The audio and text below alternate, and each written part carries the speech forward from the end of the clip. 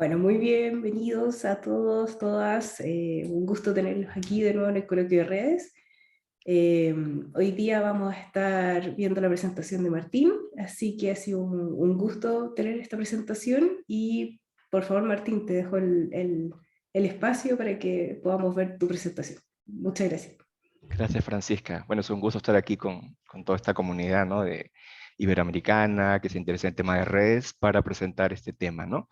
Redes docentes de soporte en tiempos de pandemia de evidencias del caso peruano, ¿no? Que es un estudio que estamos desarrollando y aquí voy a presentar los avances, digamos, resultados preliminares, ¿no? De un proyecto mucho más amplio.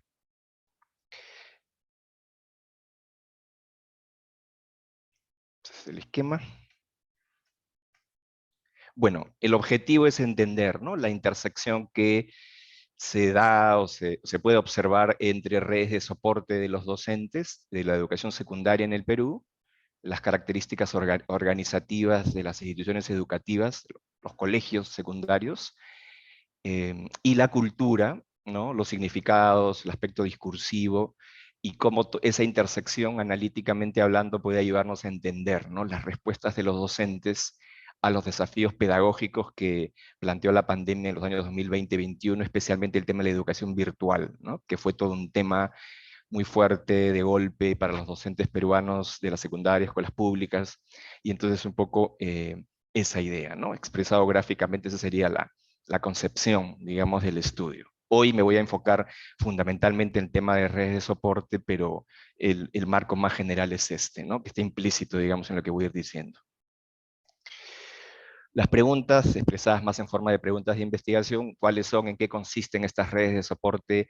Distinguimos tres: pedagógico, más referidas a aspectos netamente educativos, metodológicos, etcétera; emocional, que es más amplia, que se puede tocar con lo pedagógico, pero que va mucho más allá, que puede tener que ver con la vida de los docentes, sus familias, o la familia de los estudiantes, que se convierte en una preocupación para los docentes, etcétera; y la de amistad, ¿no? Entendida más como una relación social que es distinta, que se superpone también con las otras, pero no se confunde, ¿no? Porque eh, el apoyo emocional no siempre lo brinda un amigo cercano, y los amigos cercanos no siempre brindan apoyo emocional, sino de repente más vinculado a cuestiones prácticas, por ejemplo. Entonces, esa es la pregunta: colegios públicos y privados de diferentes regiones del Perú, y esto del contexto organizativo, el tipo de escuela, eh, la historia del colegio, etcétera, etcétera, también está presente como inquietud, ¿no?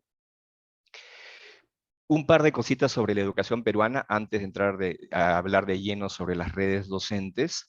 Antes de la pandemia, la educación peruana, bueno, en América Latina, tiene una serie de características, ¿no? Que nos llevan a pensar que hay mucho por hacer, mucho por trabajar en la educación peruana en términos de la educación básica, ¿no? En lo que es la matrícula, ha habido una expansión de hubo una expansión en términos del volumen de matrícula, y luego se estabilizó esa matrícula en los niveles básicos, primaria y secundaria, e incluso hay una cierta tendencia a la reducción de esa matrícula. Entonces, en términos de matrícula, digamos que ha habido en general una expansión y luego estabilidad. En términos de el acceso y la conclusión de los estudios, ¿no? En términos del acceso al nivel primario, ha habido una mejora. Sin embargo, en la secundaria todavía hay desafíos vinculados al atraso escolar y a la no conclusión de los estudios. Entonces, el nivel secundario sigue siendo un gran desafío para la educación peruana, la educación pública: atraso escolar y no terminar los estudios, ¿no? Desertar. Y lo que tiene que ver con los aprendizajes como tal, aquí en el Perú hay una moda, como en todos lados, de mirar los rankings y ver dónde está el Perú y la prueba PISA, y estamos muy abajo, y la gente, pues, digamos, se golpea el pecho en términos de ese tema, ¿no? Lo que podemos decir es que en los últimos años hay una mejora en términos de aprendizaje en la educación peruana, eh, y digamos, estamos, digamos, en una tendencia de mejora, o estábamos antes de la pandemia, y hay, sin embargo, grandes brechas con respecto a la equidad, que sigue siendo un tema pendiente, ¿no? En términos de género, ruralidad, escuelas rurales tienen muchas dificultades en relación a las escuelas urbanas, y en términos de clase social. Entonces hay un tema de equidad pendiente, importante, pero en términos de aprendizaje como que las cosas han ido mejorando lentamente, pero bueno, nos cayó la pandemia encima. Con respecto a los docentes, las cosas que están indicadas ahí, ¿no? La formación docente tiene dificultades en la formación de los docentes, materiales de trabajo, y prácticas de enseñanza, pero hay algo que quiero rescatar, que los propios docentes lo dicen, ¿no? Que el intercambio con sus colegas para ellos es algo esencial y les ayuda y crecen y mejoran. Y entonces yo siempre digo que en una suerte de debate con mis colegas aquí en el Perú, no hay que ver todo en términos de carencias, sino también qué cosas sí existen, como por ejemplo esto del intercambio que hay iniciativas de parte de los docentes para mejorar su práctica a partir de redes asociadas al colegio o más allá, más informales, pero entonces hay cosas que hay que rescatar. Bien, bueno, y ya en la pandemia, ya para ir entrando a la exposición, datos básicos sobre la educación el año 2021, nivel secundario es un tercio de la educación básica regular en términos de composición demográfica, como lo ven ahí, un tercio, ¿no? Y dividido privado, público, urbano, rural, masculino, femenino. El perfil del docente el primer año del año de la pandemia era este, ¿no? Sobre todo subrayo características asociadas a la pandemia, ¿no? La mitad vivía en su familia con personas del grupo de riesgo, ¿no? Con respecto a la COVID, ¿no? O sea, mayores de edad, o de repente alguna comorbilidad, pero la mitad estaba en un entorno muy susceptible al contagio de COVID-19, ¿no? Aquí la mitad. Y bueno, como ven, la condición laboral, la mitad, un poco más de la mitad nombrados, pero también hay contratados, que es un gran tema en el Perú, ¿no? Que no debería haber tanto volumen de proporción de docentes contratados, sino ya nombrados, o sea, más estables, con una carrera ya en curso. Bien, con respecto a los aprendizajes durante la pandemia, la idea en que general, la idea que tenemos en el Perú, los datos todavía están por terminar de procesarse, ¿no? Los 2 años últimos por, digamos, dificultades, pero los docentes consideraban que los objetivos no se habrían cumplido, casi el 40%, porque se implementa una estrategia llamada Aprendo en Casa, ¿no? Virtual, pero que requería conectividad, etcétera, que ha sido muy difícil de manejar, que fue útil en términos de resolver la emergencia que tuvimos en América Latina y en el Perú, pero ha habido dificultad en lograr los objetivos de aprendizaje, y entonces lo que hizo el Ministerio de Educación del Perú fue decretar que por la emergencia todos pasen de año, o sea, que no sean desaprobados y pasen al siguiente año, ¿no? Y entonces eso ha tenido dos caras, ¿no? Por un lado era comprensible, pero por el otro lado, eh, de alguna manera la motivación bajó en algunos estudiantes porque sabían que igual iban a pasar al otro año, ¿no? Entonces, es un panorama complicado, pero subrayo ya para ir avanzando que hay que ver las cosas de diferentes lados, ¿no? Esta mirada catastrofista de carencias que es muy propia de América Latina en términos de cómo nos miramos, creo que tenemos que ir complejizándola en términos de ver otros ángulos, ¿no? Bien, términos teóricos, bueno, aquí estoy con expertos en redes, o sea que no tengo, por ahí no voy a hablar mucho más, ¿no? En términos analíticos del análisis de redes, como lo entiendo yo, simplemente subrayar la dualidad de las redes, ¿no? Que me parece algo esencial en cualquier aproximación, siempre la dualidad de las redes, ¿no? Que no es todo signo positivo, sino que también puede ir por otro lado. Y la agencia, ¿no? La agencia, no solo son los nodos y la conexión, sino también el actor pone algo de su parte en juego, ¿no? Y eso tiene que ser de alguna manera conectado con el tema más estructural, sociométrico, que uno puede seguir en términos de las redes de los docentes, ¿no? ¿Cómo importan las redes a nivel pedagógico? Puede ser consejo, información, emocional, también hay un tema de contacto, ¿no? Un docente le menciona a otro docente que hay tal cosa, u otro docente sabe algo, y hay una especie de mecanismo de intermediación. Y también hay un aspecto administrativo fundamental, ¿no? Que en otros temas no es tan relevante, pero aquí en el tema educativo, cómo llenar un formulario, más ahora en tiempos de pandemia, un docente que no está acostumbrado a eso y de pronto le cae de golpe, tiene que llenar 10 formularios online, entonces docentes que tienen más experiencia ayudan en eso al menos experimentado, ¿no? En términos estos administrativos, sobre todo en tiempos de educación virtual, ¿no? El aspecto emocional es fundamental. Alguien con quien conversar y ser escuchado es algo que va a salir en las citas que voy a poner, ¿no?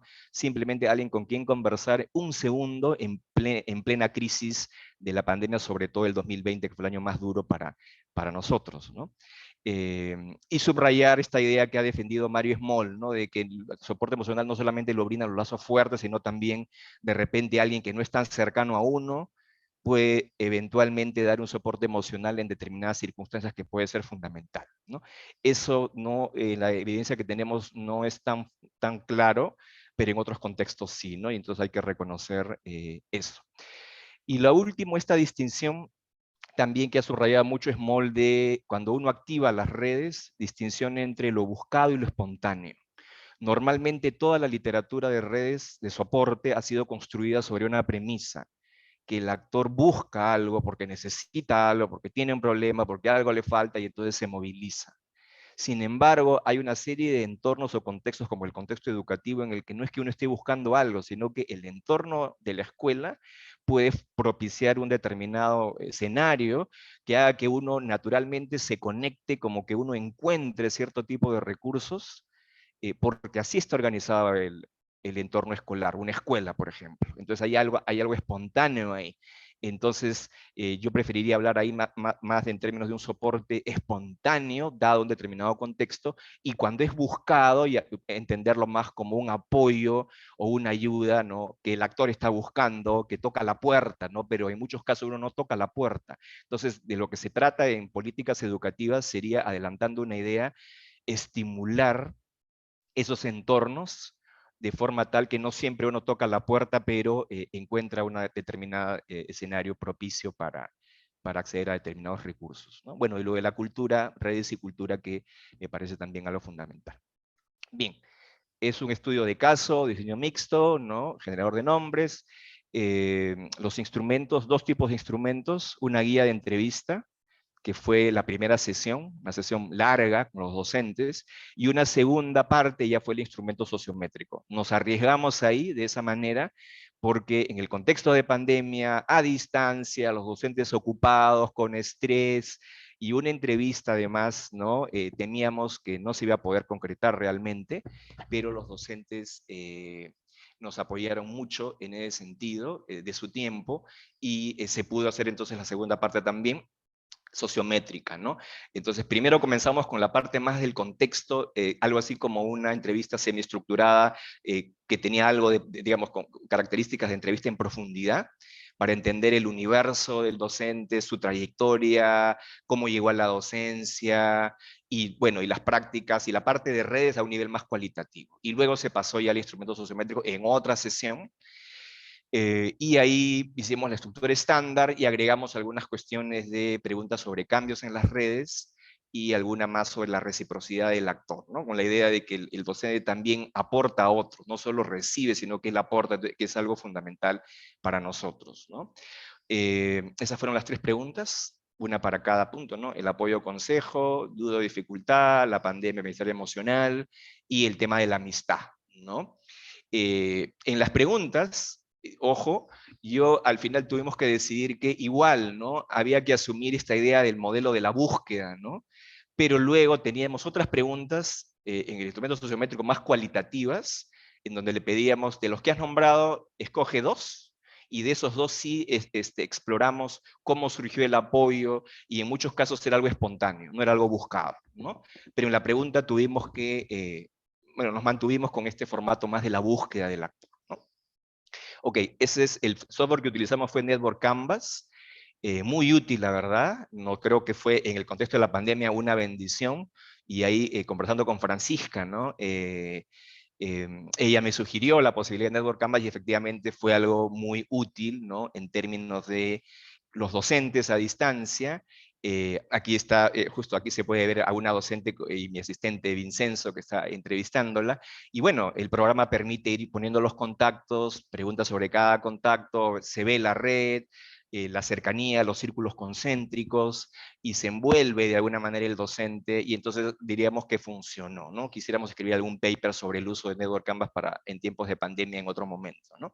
Bueno, esa es la muestra: Lima, Ayacucho, Ica, Loreto y Piura, diferentes zonas en el Perú, Lima la capital, nombres ficticios de los colegios, 38 docentes entrevistados, 38 entrevistas, 32 instrumentos sociométricos. En total fueron 70 sesiones, digamos, pero y no coincide porque 6 de docentes ya no aceptaron la parte del instrumento, ¿no? Les pareció que fue demasiado larga la primera y con cierta molestia además dijeron, no, ya no vamos a continuar, y no continuaron, ¿no? Lo cual obviamente respetamos. Entonces por eso quedó 38-32, ¿no? Nos faltaron 6 instrumentos, pero bueno, de esos 32 sí los hemos procesado. Características de los colegios, y pasamos a los resultados, ¿no? Disculpen, acá estoy avanzando un poco rápido, pero entiendo que el tiempo corre, y entonces para las Sí. preguntas... De hecho, Martín va justo en los 15 minutos, por si querías saber cómo para ir teniendo una referencia. Perfecto, perfecto, ya me imaginaba, listo. Entonces, es el perfil de la muestra. Básicamente, entrevistamos en mayor proporción a docentes mujeres, el grupo de edad, ¿no? Eh, fundamentalmente, digamos, la categoría mayor, a partir de mayores de 40 años hacia adelante, ¿no? Grueso de los docentes de Lima, pero tratamos de, en otras regiones también, poder entrevistar a docentes para tener una mirada comparativa, ¿no? Básicamente de instituciones públicas, ¿no? Las privadas es un poco más difícil de acceder, ¿no? Pero igual tenemos algunos colegios y docentes de privada, ¿no? Y básicamente estamos hablando de escuelas urbanas, ¿no? Solamente una es rural en la muestra. Los contactos nombrados, ¿no? Que creo que coincide con los estudios, ¿no? Y acá podremos discutir cómo van los números ahí, ¿no? Cuando el generador de nombres, ¿no? En este caso, dadas las 3 preguntas que hicimos, número total de contactos nombrados, ¿no? Como suele ocurrir, la distribución es sesgada, ¿no? Hacia un lado. La media es de 15, la mediana es 13, y una desviación estándar, una dispersión, como ustedes ven, importante. Se concentran las categorías más significativas entre 8 y 10, 11, 12, 13, hasta 13, ¿no? Y de ahí tenemos algo mucho más variado, y estos que nombraron algunos casos 33 contactos, ¿no? Y entonces el mínimo es 7, el máximo es 33 contactos, la mediana, como indiqué, ¿no? Nosotros preferimos dejar abierto, ¿no? No inducir al docente a que nos nombre 40 o 50, no, dejar lo que sea, lo que tenga que salir, ¿no? Más en un contexto como este, ¿no? Tan complicado. Esas son las estructuras de las redes egocéntricas, ¿no? Ustedes saben que los estudios de Claire Vidal y otros, ¿no? Todo este conjunto de colegas que pueden hacer tipologías en base a eso, ¿no? Usando un conjunto de variables y categorizar, ¿no? Tipos de estructuras, en fin, usando el in-betweenness, la densidad, la centralidad, etcétera, ¿no? Que se podría hacer. En todo caso, ellas son las estructuras, algunas más densas que otras, algunas más claramente segmentadas en 2 lados, como la corbata, ¿no? Michi a ambos lados, y otras más claramente un poco más interconectadas, ¿no? Y eso tiene que ver con los contextos, ¿no? Normalmente cuando está separada en 2 es que un docente ha nombrado de un lado y de otro lado, claramente, ¿no? Y entonces casi no se conectan. Y en otros casos sí, sí hay mayor contactos que están en diferentes espacios, y por eso entonces la red se comienza a conectar, ¿no? Tiene que ver mucho con el contexto de formación de los lazos, lo que explica esas estructuras. Bien, en términos de la multiplicidad, ¿no? El multiplexity, voy a poner como ejemplo solamente 2 docentes, ¿no? Para ilustrar el punto ahí, que siempre es interesante, y en este caso yo quiero subrayar algunas características más del contexto latinoamericano, ¿no? Que es nombrar, bueno, aquí están, ¿no? Por ejemplo, Ilse, ¿no? Todos nombres ficticios, incluidos los de, ¿no? Aquí usamos un programita para que ponga nombre ficticio, ¿no? A los contactos, son ficticios. Entonces, solo colegas, por ejemplo, este grupo de acá, ¿no? Las líneas tienen que ver con una escala que va de conocido a amigo, amigo cercano y familia, ¿no? Que incluye la familia extensa. ¿Ok? Entonces, la línea gruesa aquí quiere decir que Ilse tiene estos contactos nombrados, ¿no? Como parte de de su red, digamos, en general, de los contactos, ¿no? Y son familiares, amigos cercanos, ¿no? Va disminuyendo el grosor, aquí Fabiola, Sandra, etcétera, y así amigos Lila, y luego lo más tenue, estos conocidos, ¿no? Bueno, y por otro lado, otras características de esos contactos. Entonces aquí quiero subrayar esto, ¿no? Cuando dice amigo, amigo cercano, pareja y es familiar. Es un hallazgo sistemático que siempre se menciona a alguien que es familiar y al mismo tiempo es considerado un amigo o amigo cercano, ¿no? Y aparece en la pregunta de amigos, lo mencionan también, y eventualmente en la pregunta también de la red emocional, ¿no? El tema de la pregunta sobre el tema emocional es amigo y es familiar. Entonces, esa combinatoria me parece importante y más bien en la discusión me gustaría, si podemos, con los colegas de Europa, cómo es allá, ¿no? También esa combinatoria, ¿no? De nombrar a un amigo y familia, ¿no? Que me parecía interesante subrayar, ¿no? Y en el caso de Ricky, también algo parecido, ¿no? En este caso es un colega, Verde es colega y amigo cercano, y lo otro que había dicho, ¿no? Amigo y familia, ¿no? O sea, esa dualidad. Entonces, eso lo quería subrayar. Por supuesto, hay miles de combinatorias más que se pueden ver, eh, pero para simplificar solamente hemos puesto estas dos, ¿no? O sea, podría ser que alguien sea colega y compadre, ¿no? El compadrazgo en América Latina es muy importante, en fin, pero aquí a modo de ilustración esto de la multiplicidad, pero con estas peculiaridades de América Latina, pero que podemos someterlas a la discusión, ¿no? El contexto de formación de los lazos, el colegio, la institución educativa en la que enseñan los docentes, también es la universidad donde ellos estudiaron más bien, o el pedagógico donde estudiaron, y la propia familia, ¿no? Dado que son familiares los que han sido nombrados, la familia aparece como un contexto también, ¿no? Donde se originan o donde funcionan esos lazos, pero también contextos religiosos, ¿ok? Y otros. Ahí hay una diversidad de posibilidades, y aquí nuevamente a Ilse y a Ricky, ¿no? En algunos casos ¿no? Contexto familiar o lo conoce de un contexto formativo postsecundario. En este caso quiere decir que cuando estudian algo, sea la universidad o pedagógico o un posgrado, tienen contactos como estos de acá, no todos son, digamos, de los estudios de los docentes, ¿no? Y que son mencionados también. Bien, ya. Ahora, los tres formas generales de soporte, entonces, pedagógico, emocional y amical, y que hemos encontrado, y voy a citar algunos testimonios aquí, leeré algunos por temas de tiempo, y luego voy a seguir avanzando, ¿ya? Entonces, soporte pedagógico, ¿no? Aquí el tema es respuesta a los retos planteados por la educación virtual en tiempos de pandemia, ¿no? El soporte emocional que había dicho, ser escuchado y es conversar, y el soporte amical. Yo voy a poner ejemplos de cada uno en los testimonios de los docentes, la parte cualitativa del instrumento, y luego vuelvo al tema de los apoyos. Entonces, en este caso es una docente, mujer de Colegio Público de Lima, y que estaba poco familiarizada con el uso de dispositivos virtuales, ¿no? Una docente de edad, digamos, de mayor edad, no tan familiarizada con ese tema, y entonces aquí en esta cita lo que ocurre es que los estudiantes son los que la van incorporando o le van dando pistas, no, profesora, usted apriete acá, ¿no? Cómo ha hecho la videollamada, no sabía cómo hacerla la profesora, y los estudiantes son los que la van a ayudar. Ese sería un ejemplo de algo espontáneo que surge una determinada...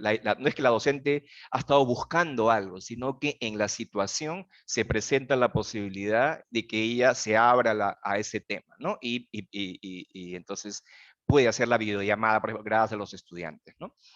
En otros casos son docentes que quieren saber, aquí está la idea, ¿no? Para la síntesis de la cita, que quieren averiguar sobre la situación de los estudiantes, no tenían cómo contactarlos en la pandemia, ¿cómo hacemos? Entonces, se ponen a conversar entre docentes, ¿cómo hacemos para ubicarlos? ¿No? Y entonces ahí surge la idea, ¿no? De cómo hacerlo, ¿no? Una conoce al papá del estudiante y logra acceder. Entonces, en este caso es algo más que tiene que ver, sí, con algo más explícito, ¿no? O sea, ¿cómo hacemos, no? Pero subrayo la reciprocidad. Ambas están igualmente en esta cita, digamos, desorientadas con respecto a qué podemos hacer, dice acá, ¿no? Y es ahí donde se trata de encontrar una respuesta a ese problema tan puntual, pero tan importante como cómo ubicar a los estudiantes que no se conectaban a las clases, ¿no? Entonces, ¿cómo hacemos? Bien, en otros casos, esto de lo espontáneo es la subdirectora del colegio, Es decir, el papel que tiene esta autoridad en la escuela, que está ahí siempre a disposición, que permite retroalimentar a los docentes. Entonces, docentes que, por ejemplo, entran, que tienen pocos años en la institución educativa, o que han entrado muy recientemente, no manejan muy bien todo el entorno de la escuela, sobre todo el contexto virtual, y ahí tener una subdirectora del colegio que esté siempre disponible y dando pistas e información administrativa es fundamental, ¿no? Entonces ahí hay un ejemplo. En términos del soporte emocional, simplemente esta cita de acá no la voy a leer, pero es realmente conmovedora. Una docente que está en un momento muy dramático y que lo que dice es básicamente una sonrisa simplemente de su hija en un momento dado era algo pues decisivo para que ella pueda continuar, ¿no? En un momento, repito, subrayo esto de lo dramático que ha sido el 2020 en el entorno nuestro educativo en la escuela pública, en las escuelas públicas secundarias, ¿no? Entonces aquí no tiene sentido decir que hay una búsqueda de la mamá, sino que es algo que tiene que ver con la dinámica de la relación, ¿no? La relación social con la hija, ¿no? En este caso un tema religioso, ¿no? Simplemente lo menciono, ¿no? Son católicos y hay un rosario, ¿no? Y los padres del docente están muy mal, y entonces toda la familia, incluso familia que el docente no conocía, ¿no? O sea, docentes familiares un poco lejanos, que los docentes los conocen así de oídas, ¿no? Son familia, pero no tan cercana, todos terminan rezando por los padres de la docente, ¿no? Y eso termina siendo entonces algo fundamental, ¿no? O sea, subrayo estos momentos dramáticos y cómo ahí se activan estos mecanismos, ¿no? Bien, y ya para ir avanzando, en términos de el tema de la parte de la amistad, ¿no es cierto? Igual, ¿no? Hay temas de compadre, hay, por ejemplo, colegas que son, terminan siendo compadres, ¿no? O sea, comienzan como colegas y luego se convierten en compadres, o sea, padrino de los hijos de bautizo. Y entonces se genera un lazo importante en términos de, nuevamente, cosas importantes, ¿no? En este caso, se habla de este vínculo de compadrazgo, ¿no? Que también termina siendo importante para el docente. Entonces, como ustedes ven, no solo hay temas pedagógicos, sino cosas que exceden lo pedagógico, sin lo cual no es posible manejarse como docente en las escuelas secundarias públicas del Perú, ¿no? En este caso, igual, ¿no? Un docente que enseña educación física, y que estaba medio en duda, incluso dónde conseguir, ¿no? Conseguir una plaza docente, y este contacto, que es muy amigo, que es casi como un hermano, le dice, hay capacitaciones, tienes que capacitarte, no te descuides, y al final, gracias a eso, llega a conseguir trabajo, ¿no? Y justo en la pandemia este docente ya tiene el trabajo, que si no iba a estar en la pandemia desempleado, pero justo ahí en la transición a la pandemia consigue el trabajo gracias a la insistencia de este amigo Juan Manuel y entonces tiene una plaza, digamos, docente, ¿no? Ok. Bien, y este último ejemplo apunta al hecho de que muchas veces el esposo es al mismo tiempo un amigo cercano, ¿no? Y eso sale muy bien aquí. Y es mencionado por el docente al esposo como amigo cercano en la pregunta de tus amigos cercanos, la pregunta que menciona el generador de nombres, es mencionado como tal. Bien, eso creo que es suficiente en términos de ejemplos ilustrativos.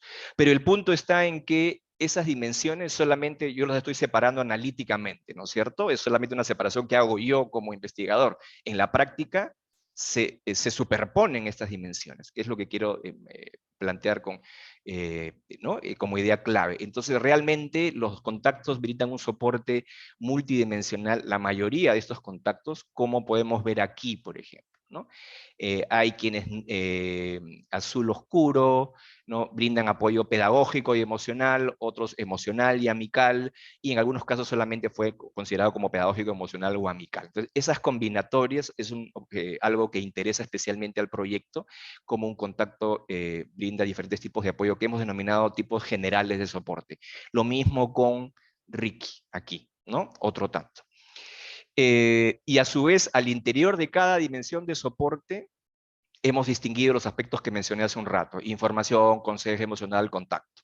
Y entonces, lo mismo. Entonces aquí este gráfico proviene, este otro, bueno, los que estoy mostrando han sido hechos con R, y este de acá proviene del Network Canvas, que genera un gráfico que es este de aquí. Los círculos concéntricos, si ustedes los ven, están un poco tenues, espero que los vean aquí en el puntero, pero ahí están. Entonces, más en el medio, mayor cercanía, ¿no? Y este es un ejemplo de cómo hay dimensiones específicas y la superposición o la intersección de los colores, verde que es afectivo, este celeste que es información, ¿no?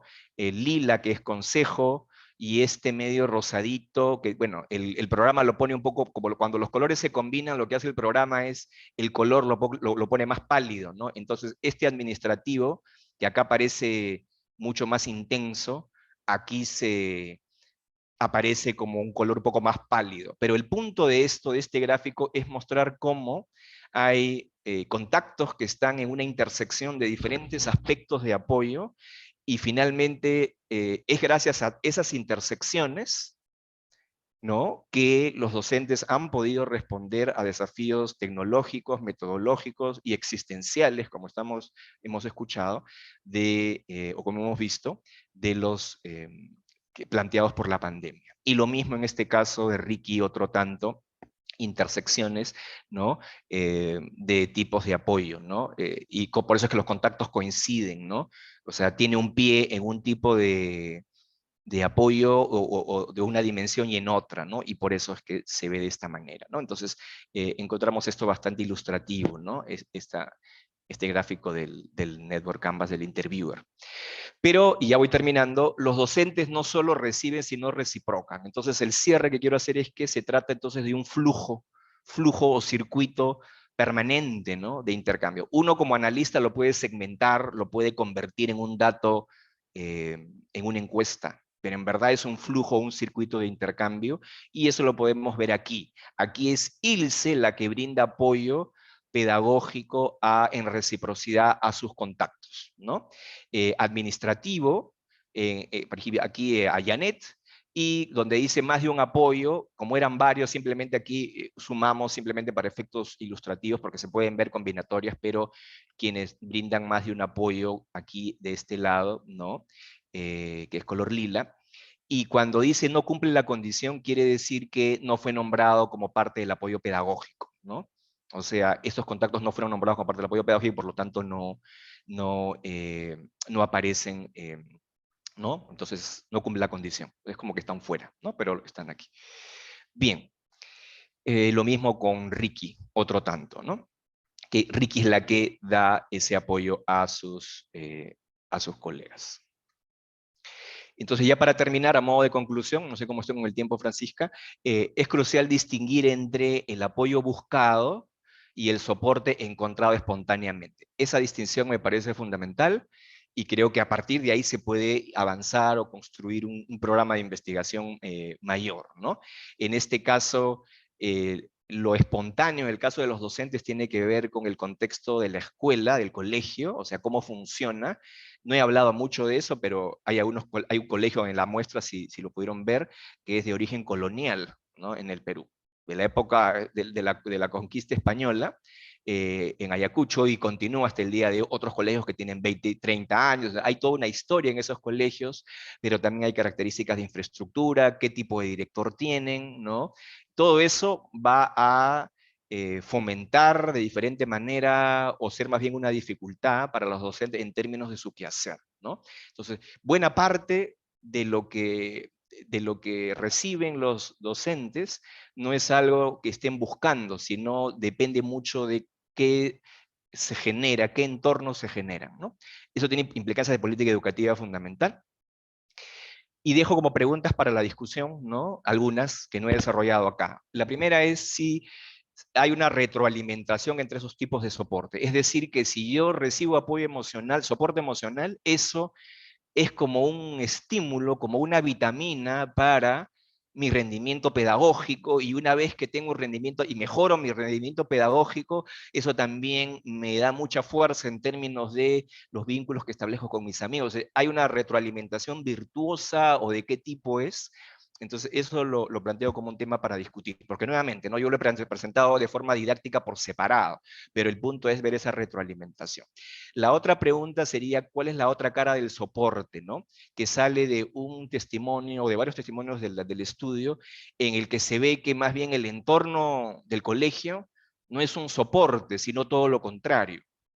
Es más bien un obstáculo, una dificultad administrativa, burocrática, que en tiempos de pandemia, cuando la gente estaba al borde del colapso, pedía llenar formularios online, ¿no es cierto? O sea, esta lógica controlista cuando el contexto era otro. Entonces, la otra cara del soporte, ¿no?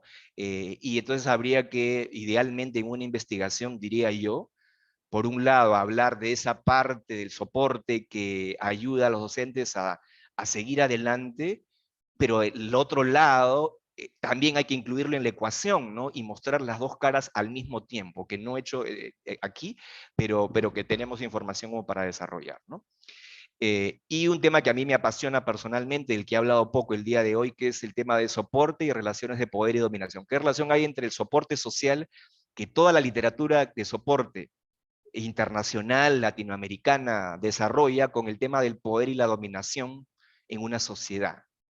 Por ejemplo, hay directores que son autoritarios, por ponerlo en términos sencillos. Bueno, ¿cómo manejan los docentes esas relaciones jerárquicas, verticales? Hay docentes, para hablar algo más de América Latina, hay directores que apoyan a los que son parte de su red, o sea, a los docentes que son cercanos a ellos, pero el que no, no lo apoyan tanto. Lo que llamamos en el Perú argollas, no sé qué palabra se usa de repente en Chile o en Colombia. Si eres parte de la argolla, entonces te facilito los recursos, si no, no. Bueno, eso tiene que ver con poder y con dominación, en el sentido de Max Weber, ¿no? Bueno, ¿qué vínculos hay? Entonces, en la investigación tenemos pistas aquí y allá, pero todavía tendríamos que integrarlas, ¿no?, en un futuro estudio. Gracias. Más bien, si tuvieran preguntas, comentarios, creo que sería interesante la discusión. Muchísimas gracias, Martín.